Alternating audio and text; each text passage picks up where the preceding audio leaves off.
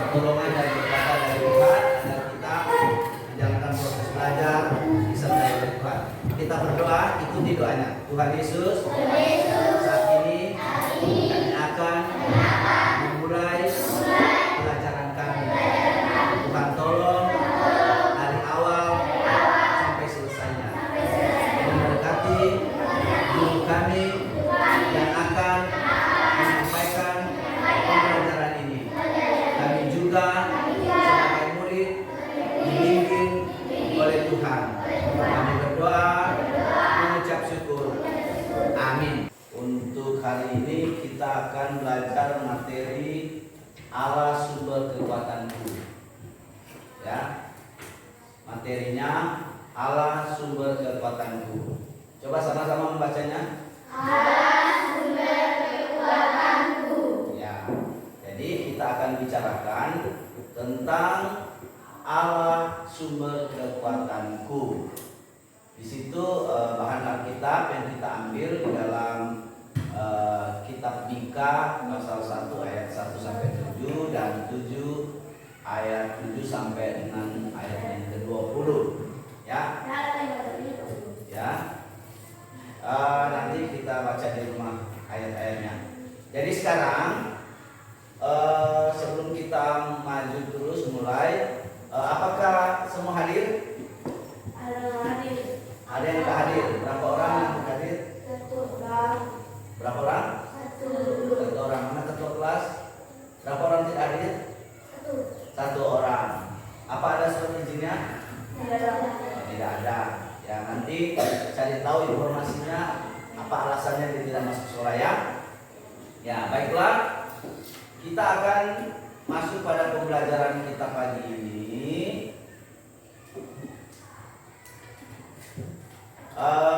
Dalam pelajaran ini kalian akan belajar selama mengikuti.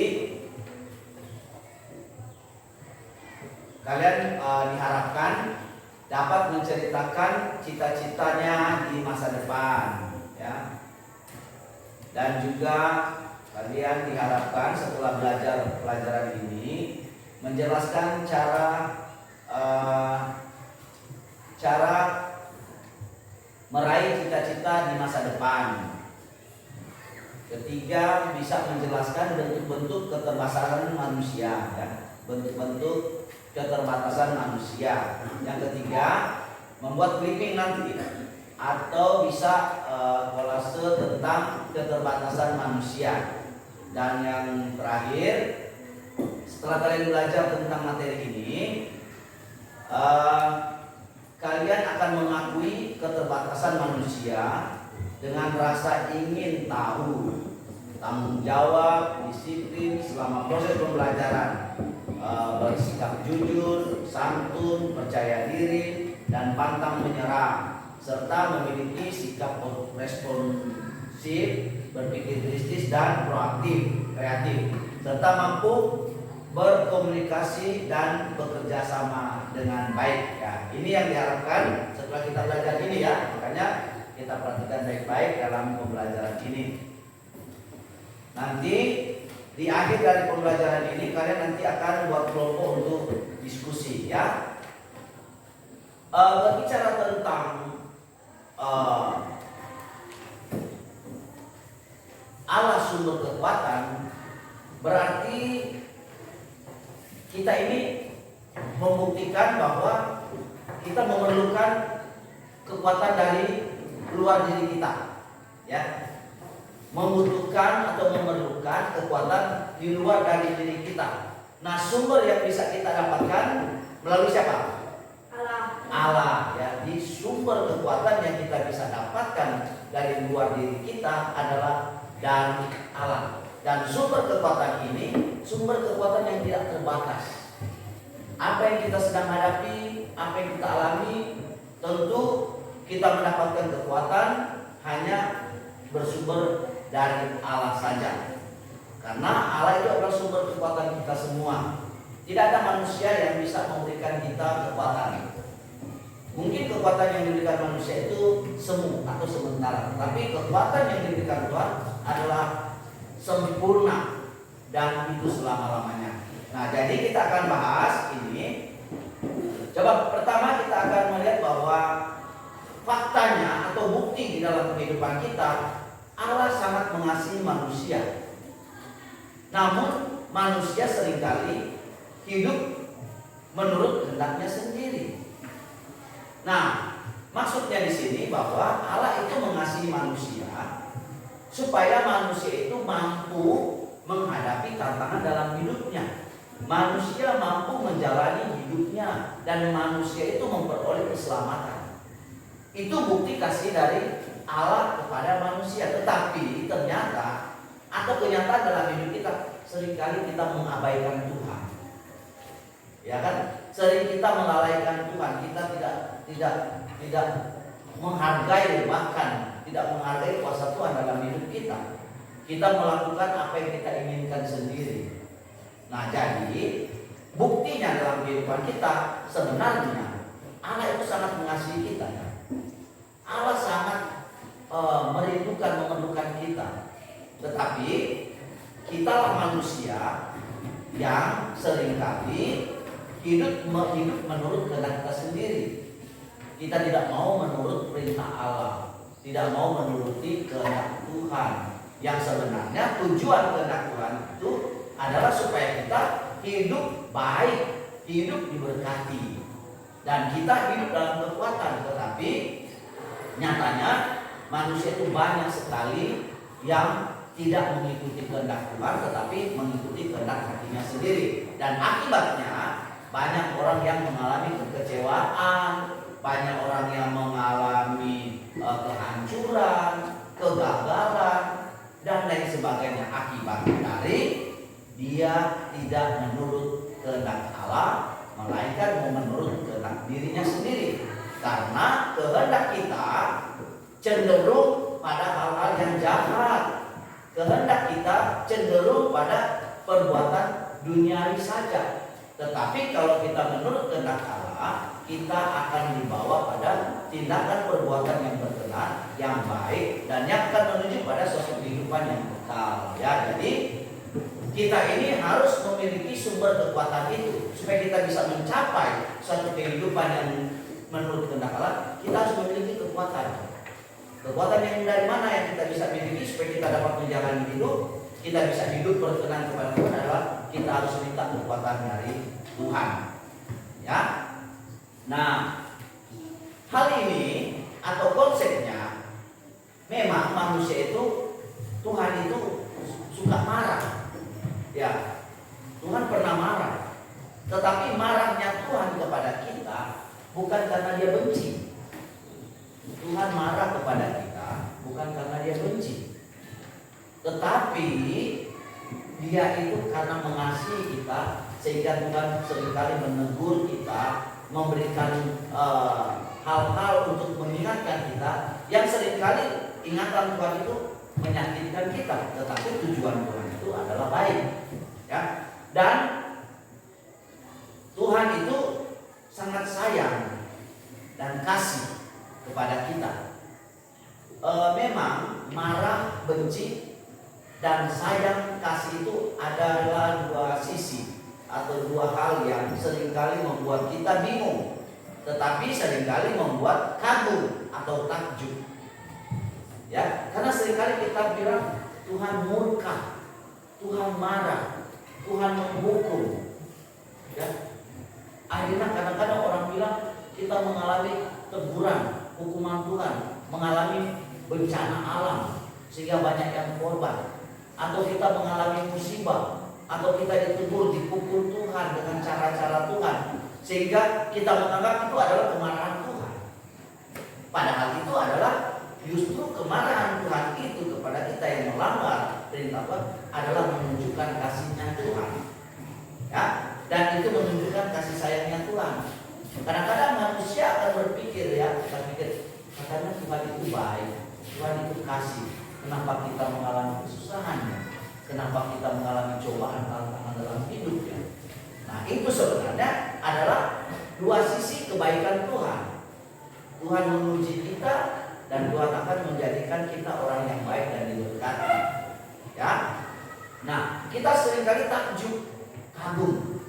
Saya mendapat tantangan, kita mendapat cobaan. Tetapi ternyata di balik cobaan itu, di balik tantangan, kita mendapat berkat dari Tuhan. Nah, itulah yang seringkali kita lihat suatu sisi yang seringkali membingungkan. Kadang-kadang Tuhan mau memberkati kita, seringkali diawali dengan tantangan hidup dulu. Ketika kita menang, kita dapat melawan, menghadapi tantangan dengan kekuatannya Tuhan, maka di situ kita diberkati Tuhan. Ya, jadi Tuhan marah, Tuhan kasih, itu adalah dua sisi yang mengagumkan kita, yang dilakukan Tuhan dalam diri kita. Kemarahan Tuhan karena Dia baik kepada kita. Ya, nah khususnya ketika kita melihat kebaikan Tuhan, ketika kita melihat kebaikan Tuhan, karena kita mendapatkan kehidupan, dapat nafas yang segar, udara, hujan, panas diatur oleh Tuhan, karena itu sangat menolong kita semua. Nah, itu kita lihat kebaikannya Tuhan. Ya, kita lihat kebaikannya Tuhan. Tetapi tiba-tiba hujan itu terus menerus, seminggu tidak berhenti, bisa mengakibatkan apa? Bisa mengakibatkan banjir. Lalu kita menganggap itu akhirnya kejahatannya Tuhan.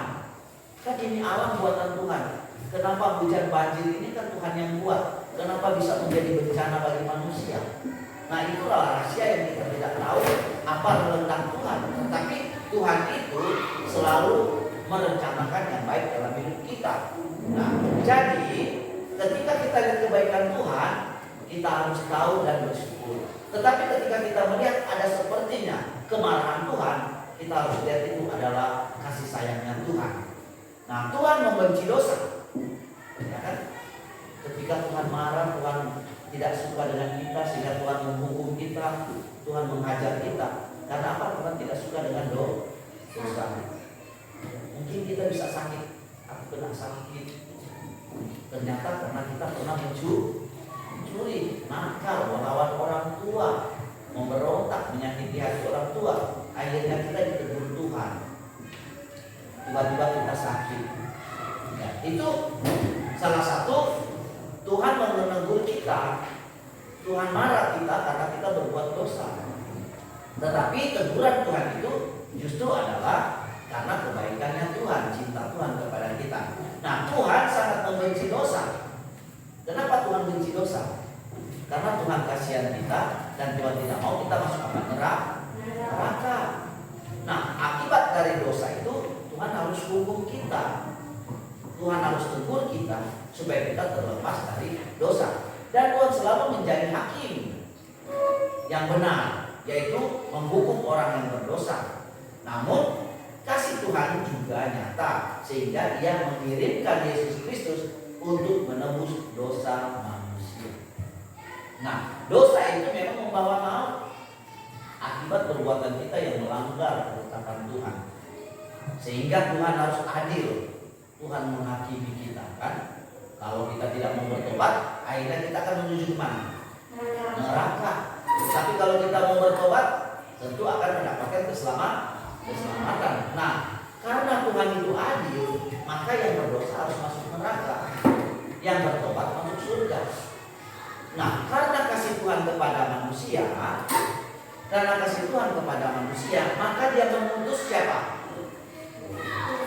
Yesus Kristus, supaya kita dapat mengampuni semua dosa-dosa kita dan kita bisa masuk ke surga. Ya itu. Jadi Tuhan itu punya sisi kemarahan tetapi mengasihi kita. Tuhan punya sisi penghakiman tetapi supaya kita adil mendapatkan keselamatan. Dan karena kebaikan Tuhan agar kita semua diampuni dosanya, maka Tuhan kirim Yesus Kristus sebagai penebus dosa kita. Itulah caranya kita untuk dapat diselamatkan oleh Tuhan, diampuni oleh Tuhan melalui kekuatan kuasa dari Tuhan. Nah, bagaimanakah kita itu hidup untuk mendapatkan kekuatan dari Tuhan? Prinsip prinsipnya kita adalah manusia yang penuh dengan keterbatasan. Ya, kita manusia penuh dengan apa? Keterbatasan. Keterbatasan artinya manusia tidak mampu dengan kekuatannya sendiri untuk bisa melakukan semua hal. Tetap saja manusia pasti apa? Terbatas. Ya. Nah, ini yang harus kita menjadikan prinsip bahwa karena kita terbatas, maka kita harus memerlukan sesuatu kekuatan pertolongan atau sumber kekuatan itu, yaitu dari Allah kita. Nah, seringkali kita tidak mampu menahan diri dari godaan. Ya, kita seringkali tidak mampu menahan dari godaan. Misalnya mencuri timun. Ya, timun orang kita lewat di kebun, kita lewat di jalan, kita sudah haus, padahal milik orang. Biasa kita kena godaan, akhirnya kita ambil satu buah, lalu kita makan. Apakah itu baik? Itu tidak baik. Nah, kita digoda karena haus. Lihat timun orang di jalan waktu kita mungkin lewat pulang sekolah kan, atau kita pergi ke ladang, lalu kita lihat timun orang sudah bergelantungan. Kita haus, tergoda hati kita, tergoda tenggorokan kita. Nah, ini manusia yang terbatas. Bisa saja kita tergoda, akhirnya kita ambil, kita makan, akhirnya kita jatuh dalam dosa. Tetapi kekuatan Tuhan itu kalau kita iman kuat, kita berkata, Tuhan kuatkan saya harus tahan haus, jangan sampai saya mencuri buah timun orang. Ya, minta kekuatan dari Tuhan, akhirnya kita mampu tahan haus sampai di rumah, baru kita minum, lalu kita lolos. Terima kasih Tuhan, saya tidak tergoda mencuri timun orang. Nah, kalau kekuatan kita, keterbatasan kita, paling kita bilang udah ambil aja dulu. Nah, nantilah orang tak lihat. Nanti kalau ketahuan minta maaf. Itu tidak boleh. Tapi kalau ada kekuatan dari Tuhan, kita mampu. Tidak, saya tidak mau ambil karena itu milik orang. Nah, itu kekuatan dari Tuhan yang menguatkan kita untuk melakukan kehendak Tuhan.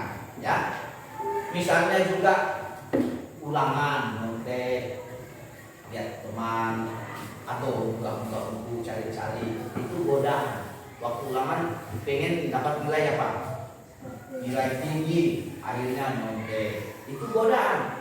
Juga ada yang godaan untuk berbohong. Ada yang suka berbohong di sini? Pasti ada. Ya, semua pernah berbohong. Nah, sekarang harus tahu berbohong itu tidak boleh. Itu godaan untuk berbohong, itu ada. Tapi kita harus minta kekuatan dari Tuhan, karena Tuhan sumber kekuatan supaya kita mampu tidak berbohong. Tetapi kita belajar untuk jujur. Nah, di sini berbohong, mengambil milik orang lain seperti tadi dan sebagainya. Nah, akibatnya itu ya, karena kita tidak tahan dari godaan, kalau kita lemah sehingga godaan itu kuat menggoda kita sehingga kita gagal, kita akhirnya turuti godaan itu. Akibatnya apa? Kita jatuh dalam dosa. Kita jatuh dalam dosa karena melawan perintahnya Allah. Karena perintah Allah itu apa? Jangan mencuri, jangan berbohong, nggak boleh melakukan hal yang tidak baik. Itu perintahnya Tuhan. Nah, tetapi sekalipun kita terbatas dan sering dan bahkan mudah tergoda, kita masih bersyukur, ya. Kita bersyukur karena Allah mengasihi kita dengan bersedia mengampuni setiap dosa dan kesalahan kita yang mau bertobat. Nah, kelemahan kita mudah tergoda, tetapi ada kekuatan Tuhan yang akan memampukan kita agar kita tidak mudah tergoda oleh dosa. Tetapi seandainya pun kita mengalami kelemahan sehingga jatuh dalam dosa, Tuhan masih mengasihi kita, memberi kesempatan itu bertobat. Tuhan beri kesempatan kita untuk minta ampun dan Tuhan ampuni dosa kita. Dan kita harus bersyukur, itulah kebaikan Tuhan. Karena Tuhan mengasihi kita, sehingga Tuhan bersedia mengampuni setiap dosa dan kesalahan kita kan. Ya, tetapi bagi mereka yang mau apa? Bertobat. Nah, sekarang kita mau bertobat. Kalau tadi ada yang masih suka berbohong, mungkin ada yang suka mengambil barang orang lain, bisa saja mungkin mengambil buah orang, jambu kah apa di halaman rumah orang, ambil dia itu juga namanya mencuri. Atau buka dompet mama papa sehingga ambil mungkin 1.000, tetapi itu sudah mencuri. Atau ada yang punya warung di sini, punya toko di rumah, ya sambil jualan, lalu dia tarik laci mejanya, dia ambil duit untuk beli ke tempat lain. Nah itu juga.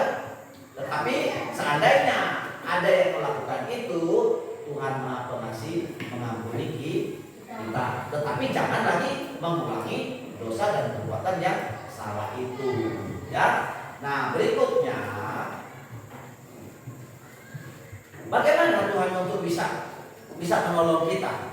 Ya, sebagai manusia kita pun seringkali melakukan hal-hal yang tidak berkenan kepada Allah, padahal Dia begitu mengasihi kita.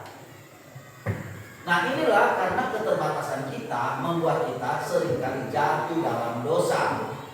Oleh sebab itu kita membutuhkan bimbingan dari Allah supaya kita mampu melakukan perintahnya. Ya, kelemahan manusia itu seringkali melakukan hal-hal yang tidak berkenan kepada Allah. Padahal kita begitu mengasihi, padahal Allah atau Dia begitu mengasihi kita. Kenapa kita bisa melakukan hal yang tidak berkenan kepada Tuhan? Kenapa kita bisa berbuat dosa? Itu karena apa? Karena memang keterbatasan kita, karena kelemahan kita.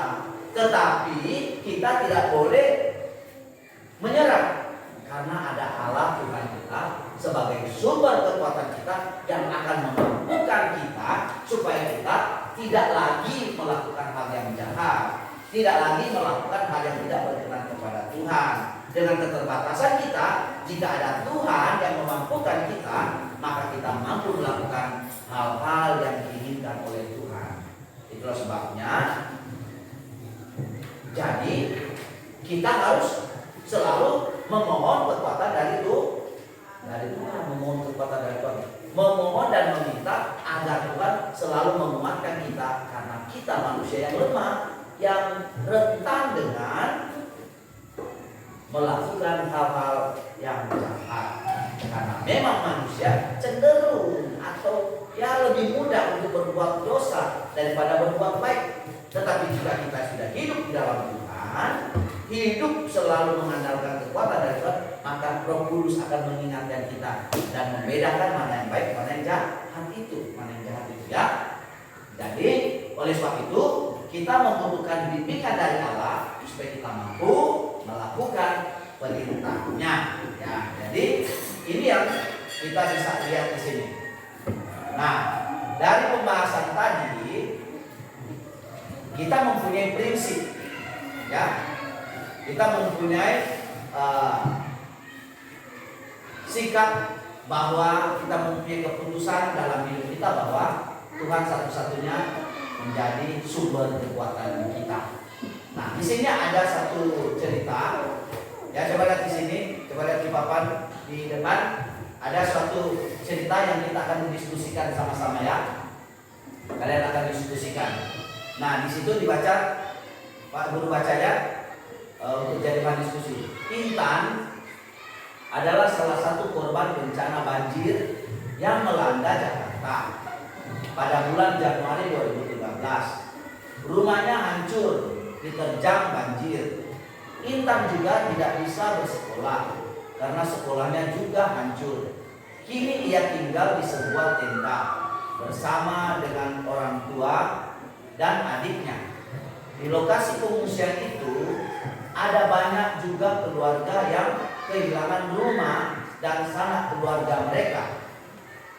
Setiap pagi Intan duduk bersama teman-temannya di teras sekolah. yang dipakai sebagai tempat pengungsian. Mereka membicarakan rumah mereka yang hancur. Mereka bermimpi seandainya rumah mereka bisa berdiri kembali, tentu mereka bisa tidur dengan nyenyak, tidak berdesakan seperti sekarang ini. Mereka juga bermimpi gedung sekolah mereka dapat segera berdiri sehingga mereka bisa bersekolah kembali. Hari ini kami sudah belajar bersama-sama. Kiranya pelajaran kami boleh menjadi berkat dalam kehidupan kami. Kiranya Tuhan akan memampukan kami di dalam menghadapi tantangan dalam kehidupan kami. Karena kami tahu hanya Engkau saja sebagai sumber kekuatan kami. Saat ini kami akhiri pelajaran hari ini. Kami berdoa mengucap syukur. Haleluya. Amin. Ya, terima kasih. Kita sudah selesai dan kita akan ketemu lagi dalam pelajaran yang berikut, dalam materi yang berikutnya ya.